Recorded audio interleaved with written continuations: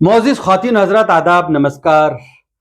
ख़वातीन हज़रात, जैसा कि आप जानते हैं 1972 में ग़ालिबन अरब वर्ल्ड और इसराइल के बीच जंग हुई थी। जब ये जंग चल रही थी तो उस वक्त मौलाना अली मियां नदवी साहब ने पेशेनगोई की थी कि ये जंग इसराइल जीतने जा रहा है।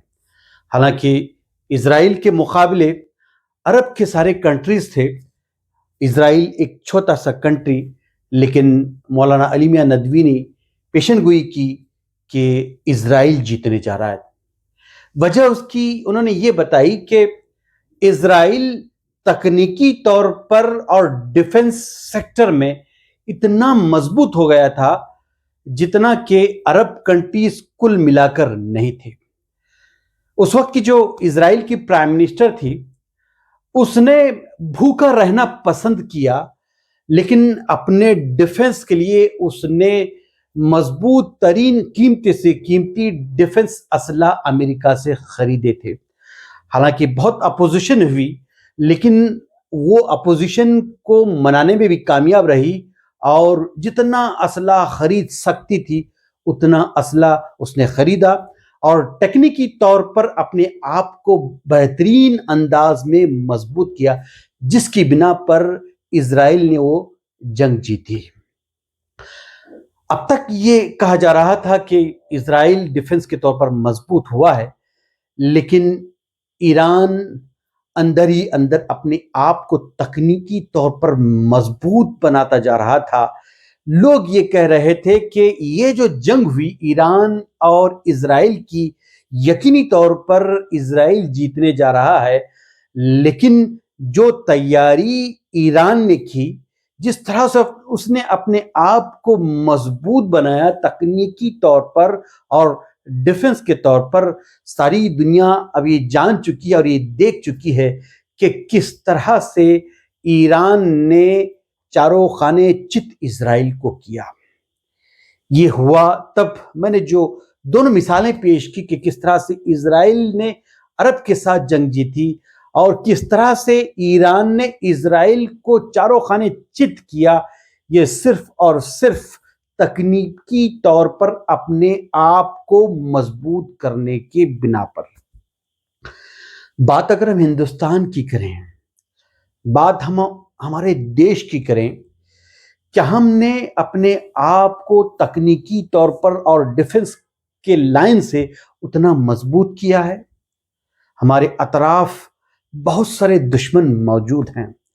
कभी भी हमारे देश को दुश्मनों से खतरा लाक हो सकता है, लेकिन सवाल ये बड़ा गंभीर है, क्या हम उसके लिए तकनीकी तौर पर या डिफेंस सेक्टर में उतना तैयार हैं? क्या हमारे नौजवान अपनी काबिलियत का या अपनी नॉलेज का इस्तेमाल अपने देश के लिए दे पा रहे हैं? अगर ये बात पूछी जाए तो मैं ये कह सकता हूं कि हमारे जो नौजवान तालीम याफ्ता हैं, वो अपना ज्यादा से ज्यादा कहीं कुछ दे रहे हैं तो वो दूसरे देश को दे रहे हैं।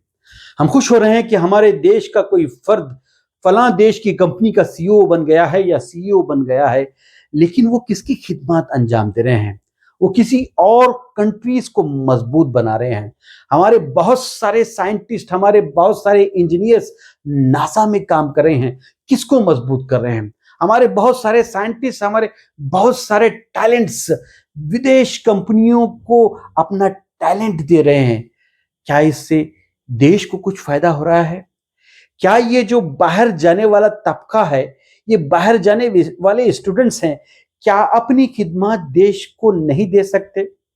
क्या वो वजूहात हैं जिसकी बुनियाद पर यहाँ के जो भी टैलेंट्स हैं वो बाहर जा रहे हैं? सुनने में ये आया है कि हर साल कमोबेश 2 लाख से भी ज्यादा हिंदुस्तान की नागरिकता को छोड़कर विदेश की नागरिकता ले रहे हैं हमारे देश के वासी। सारा टैलेंट देश का बाहर चला जा रहा है। इस पर देश को संज्ञान लेने की जरूरत है। क्या हमारे हुकूमतें इस जानिब सोच रही हैं? क्या इस जानिब सोचकर देख रही हैं कि किस तरह से टैलेंट की देश को जरूरत है तकनीकी तौर पर और डिफेंस में देश को मजबूत बनाने के लिए।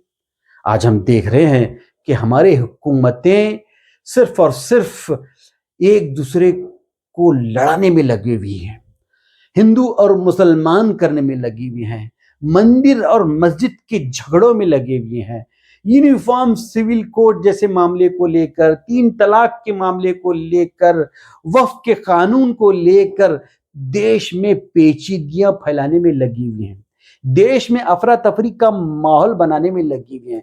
बजाय इसके अगर हुकूमतें इस देश में जो मौजूद टैलेंट है उसका सही इस्तेमाल करने में लग जाएंगी, रिसर्च एंड डेवलपमेंट के इदारे खोलने में लग जाएंगी, देश में अच्छे से अच्छे इदारे खोलकर बच्चों को ज्यादा से ज्यादा बेहतरीन से बेहतरीन तालीम देने में अपने आप को सर्व करने में लग जाती तो कितना बेहतर होता।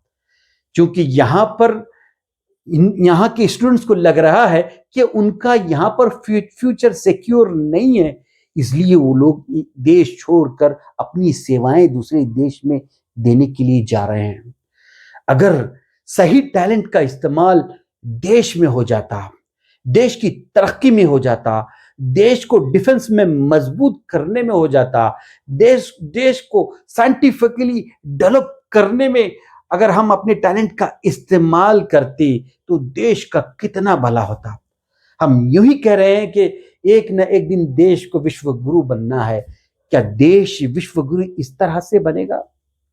जब देश का टैलेंट यहां खिदमत अंजाम देना छोड़कर बाहर देशों को जाएगा, क्या ये देश हमारा विश्व गुरु बन सकता है? इस तरह के मामला से होना तो ये चाहिए था कि देश में जो टैलेंट मौजूद है उसको हर सेक्टर में इस्तेमाल करके यकीनी तौर पर देश को मजबूत बनाने और विश्व गुरु बनाने में हम इस टैलेंट को खर्च करते। बजाय इसके हम फालतू की चीजों में लगे हुए हैं। आज जहां कहीं पे जाओ, आप नौजवानों में जाओ, तालीम याफ्ता लोगों में जाओ, या किसानों के बीच में जाओ, या बिजनेस सेक्टर के लोगों के बीच में जाओ, आज इनके बीच अगर कोई मुद्दा मौजूद है तो वो है हिंदू और मुसलमान का। वो मुद्दा है मंदिर और मस्जिद का। क्या ये इन मुद्दों से देश का भला हो सकता है? क्या देश विश्व गुरु बन सकता है? क्या देश साइंटिफिकली आगे बढ़ सकता है? हमें चाहिए, और देश के लोगों को भी सोचना है कि ये लोग खुद जानते हैं कि ये जो सियासी पार्टियां इस तरह का मामला हिंदू मुसलमानों वाले कर रहे हैं, ये सिर्फ और सिर्फ अपना सियासी उल्लू सीधा करने के लिए कर रहे हैं। हम सब जानते हैं, लेकिन बावजूद इसके इनके ट्रैप पे हर कोई आ जाता है। आपको मैं पूछ रहा हूं, आप दिल से बताइए, क्या इस तरह का मामला अगर चलेगा देश में, क्या हम कभी विश्व गुरु बन सकते हैं? क्या हम अपने आप को टेक्निकली और डिफेंस के तौर पर मजबूत बना सकते हैं? तो हम सबको समझने की जरूरत है कि हम आलतू फालतू के मामलात में न आते हुए ये देखें कि सही मानों में अगर देश को आगे बढ़ना है तो हमें क्या करना है।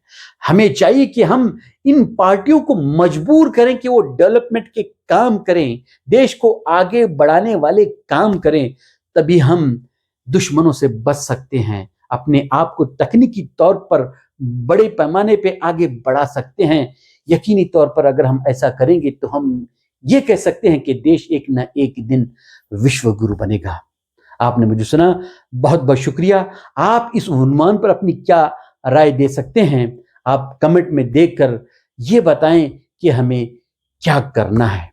बहुत बहुत शुक्रिया। अस्सलाम वालेकुम व रहमतुल्लाहि व बरकातहू। आदाब, नमस्कार।